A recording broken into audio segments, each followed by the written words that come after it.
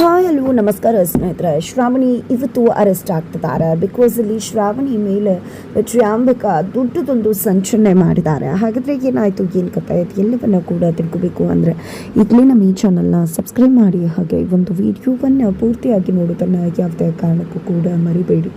ಇಲ್ಲಿ ವಿಜಯಾಂಬಿಕಾ ತನಗೆ ಯಾರೂ ಕೂಡ ಎದುರಾಳಿಗಳಿರುವುದಿಲ್ಲ. ಯಾಕಂದರೆ ವೀರುಗೆ ಟಿಕೆಟ್ ಸಿಕ್ಕಿಲ್ಲ, ನನಗೆ ಟಿಕೆಟ್ ಸಿಕ್ಕಿದೆ, ಕೆಲವು ನಂದಿನಿ ಅಂತ ಹೇಳಿ ಬೇಕ್ತಾ ಇದ್ರು. ಆದರೆ ಇದಕ್ಕೆ ತುಂಬ ಚೆನ್ನಾಗಿ ನಂದಿನಿ ಅಮ್ಮ ಟ್ವಿಸ್ಟ್ ಕೊಡ್ತಾರೆ. ಬಿಕಾಸ್ ವೀರು ಅವರಿಗೆ ಪಕ್ಷದಿಂದ ಟಿಕೆಟ್ ಸಿಗದೇ ಇರ್ಬೋದು, ಆದರೆ ಅವರು ಸ್ವತಂತ್ರ ಅಭ್ಯರ್ಥಿಯಾಗಿ ಇಂಡಿಪೆಂಡೆಂಟ್ ಅಭ್ಯರ್ಥಿಯಾಗಿ ನಿಂತ್ಕೋಬಹುದಲ್ವಾ ಅಂತ ಹೇಳಿದಾಗ ಇಲ್ಲಿ ವೀರು ಅವರು ಮೊದಲಲ್ಲಿ ಒಪ್ಕೊಳ್ಳೋದಿಲ್ಲ. ನಂತರ ಮನೆಯವರು ಫೋರ್ಸ್ ಮಾಡಿ ಅವರನ್ನು ಒಪ್ಪಿಸ್ತಾರೆ. ವಿಜಯಾಂಬಿಕಾಗೆ ಇದು ಒಂದು ರೀತಿಯಲ್ಲಿ ಆಘಾತವಾಗುತ್ತೆ. ಬಿಕಾಸ್ ವೀರು ನಿಲ್ಲೋದಿಲ್ಲ, ನನಗೆ ಗೆಲುವು ಅಂತ ಅಂದ್ಕೊಂಡಿದ್ದೆ.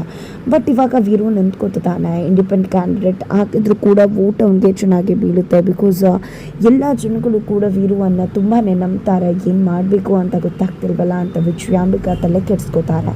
ಬಟ್ ಪಕ್ಷದಿಂದ ವೋಟ್ ಯಾವುದೇ ರೀತಿಯ ಒಂದು ಟಿಕೆಟ್ ಸಿಗದೇ ಇರೋದ್ರಿಂದ ಖಂಡಿತವಾಗ್ಲೂ ಪಕ್ಷದ ಎಲ್ಲ ವೋಟ್ಗಳು ಕೂಡ ನನಗೆ ಬೀಳುತ್ತೆ. ಜೊತೆಗೆ ನಾನು ವೀರು ವಿರುದ್ಧವಾಗಿ ಸಂಚಲನ ಮಾಡಬೇಕು, ಯಾವುದೇ ಕಾರಣಕ್ಕೂ ಅವನ ಕಡೆ ಜನಗಳು ತಿರುಗಬಾರ್ದು, ಆ ರೀತಿ ನೋಡ್ಕೋಬೇಕು ಅಂತ ಹೇಳಿ ವಿಜಯಾಂಬಿಕಾ ಯೋಚನೆ ಮಾಡ್ತಾರೆ. ಬಟ್ ವಿಜಯಾಂಬಿಕಾನ ಮೀರಿ ನಂದಿನಿಯಮ್ಮ ಮತ್ತು ವೀರು ಅವರು ಯೋಚನೆ ಮಾಡ್ತಾರೆ. ನಾಮಿನೇಷನ್ ಫೈಲ್ ಮಾಡೋದಕ್ಕೆ ಬಂದಾಗ ಎಲ್ಲರೂ ಅಂದ್ಕೊಂಡಿದ್ದು ವೀರು ಅವರು ನಾಮಿನೇಷನ್ ಫೈಲ್ ಮಾಡ್ತಾರೆ.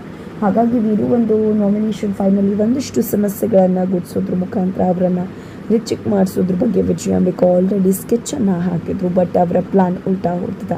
ಯಾಕಂದರೆ ವೀರು ಒಬ್ಬರು ಇಲ್ಲಿ ಸ್ಪರ್ಧೆ ಮಾಡ್ತಾ ಇಲ್ಲ, ಅದಕ್ಕೆ ಬದಲಾಗಿ ಅವರ ಮಗಳು ಶ್ರಾವಣಿ ಸ್ಪರ್ಧೆ ಮಾಡ್ತಿದ್ದಾರೆ. ಈ ಮಾತನ್ನು ಕೇಳಿದ್ದೆ ಶ್ರಾವಣಿ ಶಾಕ್ ಆಗ್ತಾರೆ. ಏನದು ಡಾಡ್ ಅಂತ ಹೇಳ್ತಿದ್ದಾಗ, ಹೌದಮ್ಮ ಇವತ್ತು ನೀನೇ ನಿಂತ್ಕೋಬೇಕು, ನಾನು ನಿಂತ್ಕೊಂಡ್ರೆ ಜನಗಳು ಗೆಲ್ಲಿಸ್ತಾರೆ, ಅದರಲ್ಲಿ ಎರಡನೇ ಮಾತಿಲ್ಲ. ಆದರೆ ಹೊಸದೊಂದು ಅಲ್ಲಿ ಶುರುವಾಗಬೇಕು, ಅದು ನಿನ್ನಿಂದನೇ ಶುರು ಆಗಬೇಕು ಅನ್ನೋದೇ ನನ್ನ ಆಸೆ ಅಂತ ಹೇಳ್ತಾರೆ. ಜೊತೆಗೆ ಇಲ್ಲಿ ಅಮ್ಮ ಕೂಡ ಬಂದು, ನೋಡು ಶ್ರಾವಣಿ, ನೀನು ನಿಮ್ಮ ಅಪ್ಪನಿಗೋಸ್ಕರ ಎಷ್ಟೆಲ್ಲ ಸ್ಟಡಿ ಮಾಡಿದೆ, ಅದು ಎಲ್ಲವನ್ನ ಕೂಡ ಈಗ ನೀನು ಯೂಸ್ ಮಾಡ್ಕೋಬೇಕಾಗತ್ತೆ.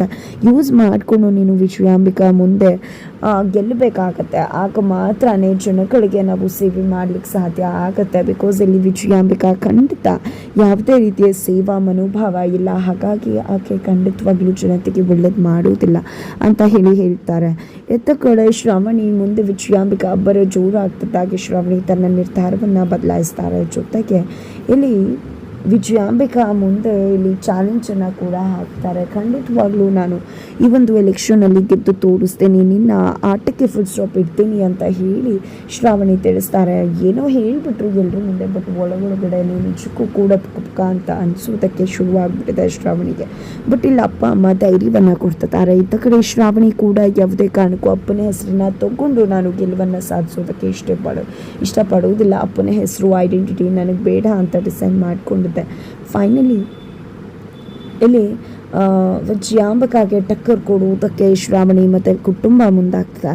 ಈ ಕಡೆ ಶ್ರಾವಣಿ ಫ್ಯಾಮಿಲಿ ಎಲ್ಲರೂ ಕೂಡ ಸೇರಿಕೊಂಡು ವಿಜಯಾಂಬಿಕಾ ವಿರುದ್ಧ ಯಾವ ರೀತಿ ನಾವು ಕೆಡ್ಡ ತೋಡಬೇಕು, ಜೊತೆಗೆ ವಿಜಯಾಂಬಿಕಾನ ಹೇಗೆ ಆ ಕೆಡ್ಡಾಗೆ ಬೀಳಿಸಬೇಕು, ಅದ್ರ ಜೊತೆಗೆ ಹೇಗೆ ಗೆಲ್ಲಬೇಕು ಅನ್ನೋದ್ರ ಬಗ್ಗೆ ಕೂಡ ಯೋಚನೆ ಮಾಡ್ತಾರೆ. ಸಾಲಿಗ್ರಾಮದ ಅಜ್ಜಿ ಒಂದಷ್ಟು ಐಡಿಯಾಸನ್ನು ಕೊಡ್ತಿದ್ದಾರೆ. ನಾವು ಮೊದಲು ವಿಜಯಾಂಬಿಕಾನ ಹೇಗೆ ಕೆಟ್ಟಾಗಿ ಬೀಳಿಸಬೇಕು ಅಂತ ಯೋಚನೆ ಮಾಡಬೇಕಾಗತ್ತೆ. ಮೊದಲು ಜಸ್ಟ್ ನಾವು ಹೇಗೆ ಗೆಲ್ಲಬೇಕು ಅನ್ನೋದಷ್ಟೇ ಯೋಚನೆ ಮಾಡೋದಲ್ಲ, ನಮ್ಮ ಶತ್ರುಗಳು ಎದುರಾಳಿಗಳನ್ನು ಹೇಗೆ ಮಟ್ಟ ಹಾಕಬೇಕು, ಅವ್ರಿಗೆ ಹೇಗೆ ಚೊಳ್ಳೆ ಹಣ್ಣನ್ನು ತಿನ್ನಿಸ್ಬೇಕು ಅಂತ ಕೂಡ ಯೋಚನೆ ಮಾಡಬೇಕಾಗತ್ತೆ. ಹಾಗಾಗಿ ಇಲ್ಲಿ ವಿಜಯಾಂಬಿಕಾನ ನಾವು ಮೊದಲು ಕೆಡ್ಡಾಗೆ ಬೀಳಿಸಬೇಕಾಗುತ್ತೆ ಅಂತ ಹೇಳ್ಕೊಡ್ತಾರೆ. ಫೈನಲಿ ಇಲ್ಲಿ ಶ್ರಾವಣಿ ಕಡೆ ಹುಡುಗರು ಎಲ್ಲರೂ ಕೂಡ ಹೋಗಿದ್ದೆ ಪಾಂಪ್ಲೆಟ್ಸನ್ನು ಹಂಚುತ್ತಿದ್ದಾರೆ. ಆದರೆ ವಿಜಯಾಂಬಿಕಾ ಪಾಂಪ್ಲೆಟ್ಸ್ನ ಮೇಲೆ ತನ್ನ ಪಾಂಪ್ಲೆಟ್ಸನ್ನು ಹಚ್ಚೋದ್ರ ಮುಖಾಂತರ ಇಲ್ಲಿ ಶ್ರಾವಣಿ ಮಾಡ್ತಿರೋ ಪ್ರಯತ್ನವನ್ನು ಹುಸಿಗೊಳಿಸ್ತಿದ್ದಾರೆ. ಜೊತೆಗೆ ಆ ಕಡೆ ಶ್ರಾವಣಿ ಕುಟುಂಬದಲ್ಲಿ ಅಜ್ಜಿ ನೋಡಿದ್ರೆ ಆ ವಿಜಯಾಂಬಿಕಾ ಎಂಥ ಕುತಂತ್ರ ಮಾಡ್ತಿದ್ದಾಳೆ.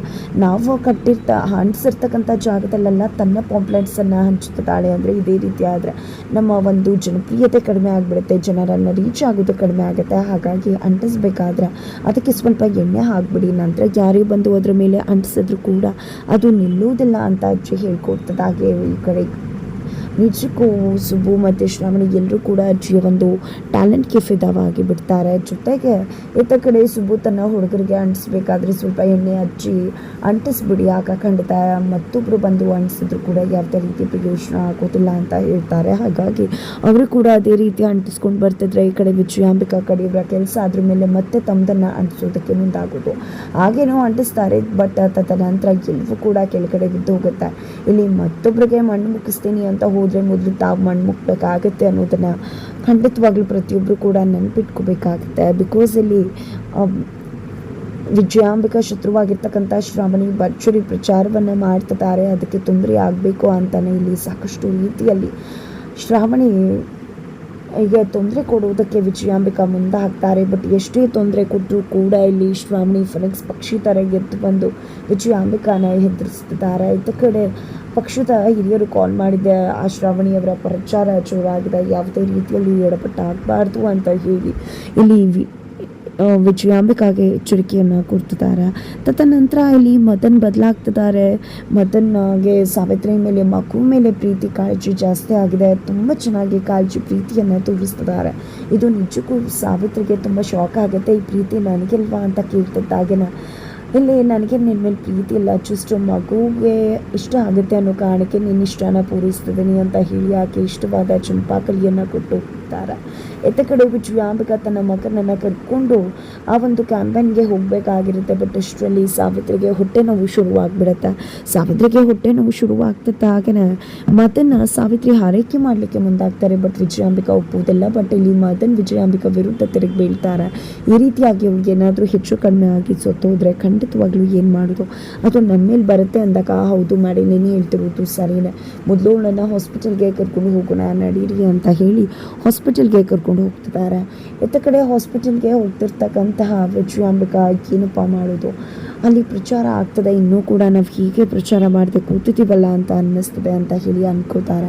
ಆ ಕಡೆ ಪಕ್ಷದವರು ಕಾಲ್ ಮಾಡಿದ್ದೆ, ಎದುರುಗಡೆ ಪಾರ್ಟಿಯವರು ತುಂಬ ಭರ್ಜರಿಯಾಗಿ ಪ್ರಚಾರವನ್ನು ಮಾಡ್ತಿದ್ದಾರೆ. ನೀವೇನು ಮಾಡ್ತಿದ್ರೆ ಮೊದಲು ಪ್ರಚಾರವನ್ನು ಮಾಡಿ ಅಂತ ಕೂಡ ಹೇಳ್ತಾರೆ.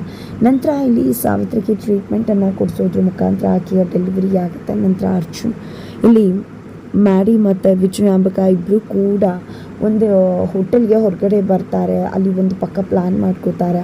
ಆ ಒಂದು ಪ್ಲ್ಯಾನ್ನಲ್ಲಿ ಮದನ್ ಶ್ರಾವಣಿ ಕತ್ತಿಯನ್ನೇ ಮುಗಿಸ್ಬೇಕು ಅಂತ ಹುಂಚ ಹಾಕಿರ್ತಾರೆ. ಅದೇ ರೀತಿಯಾಗಿ ಅವರ ಪ್ಲ್ಯಾನನ್ನು ತುಂಬ ಚೆಂದ ಎಕ್ಸಿಕ್ಯೂಟ್ ಮಾಡಿದ್ದಾರೆ ಕೂಡ. ಬಟ್ ಇತ್ತ ಕಡೆ ವೀರು ಅವರು ನಂದಿನಿಯಮ್ಮ ಎಲ್ಲರೂ ಕೂಡ ಕ್ಯಾಂಪನ್ಗೆ ಬಂದಿದ್ದಾರೆ. ತುಂಬಾ ಮನೆ ಮುಟ್ಟುವಂತೆ ಮಾತಾಡಬೇಕು, ಜನಗಳಿಗೆ ನಮ್ಮನೆ ಮಗಳು ಅನ್ನಿಸ್ಬೇಕು, ಆ ರೀತಿ ನಡ್ಕೋಬೇಕಮ್ಮ ಅಂತ ನಂದಿನಿಯಮ್ಮ ಮಗಳಿಗೆ ಬುದ್ಧಿ ಹೇಳ್ತಾರೆ. ಮಗಳು ಕೂಡ ಸರಿ ಆಯಿತು ಅಂತಾರೆ. ಜಸ್ಟ್ 10th ಕಾಲೇಜ್ ಡಿಗ್ರಿಯನ್ನೇ ಫೇಲ್ ಆಗಿದ್ದಂತಹ ಶ್ರಾವಣಿ ಇವತ್ತು ಇಂಥ ಒಂದು ದೊಡ್ಡ ಎಕ್ಸಾಮ್ನಲ್ಲಿ ಪಾಸ್ ಆಗ್ತಾಳೆ ಅಂದ್ಕೊಂಡ್ರೆ ವೀರೊಬ್ಬರು ಹೇಳಿದಂತೆ ಖಂಡಿತವಾಗ್ಲೂ ಕೂಡ ದೊಡ್ಡ ಮಟ್ಟದಲ್ಲಿ ಪಾಸ್ ಆಗ್ತಾರೆ. ಬಿಕಾಸ್ ಇಲ್ಲಿ ವೀರಭದ್ರವರು ಯಾರಿಗೂ ಒಂದು ಅವಕಾಶ ಕೂಡ ಮಾಡಿಕೊಟ್ಟಿರಲಿಲ್ಲ. ಬಟ್ ಇವತ್ತು ಆ ಅವಕಾಶವನ್ನು ಸದುಪಯೋಗ ಪಡಿಸ್ಕೊಳ್ಳೋದಕ್ಕೆ ಮತ್ತೊಬ್ಬರು ಕೂಡ ಮುಂದಾಗಿದ್ದಾರೆ. ಹಾಗಿದ್ರೆ ಮುಂದೇನಾಗುತ್ತೆ ಅನ್ನೋದನ್ನು ತಿಳ್ಕೋಬೇಕು ಅಂದರೆ ಮುಂದಿನ ವಿಡಿಯೋಗೆ ವೆಯ್ಟ್ ಮಾಡುವುದನ್ನು ಯಾವುದೇ ಕಾರಣಕ್ಕೂ ಕೂಡ ಮರಿಬೇಡಿ.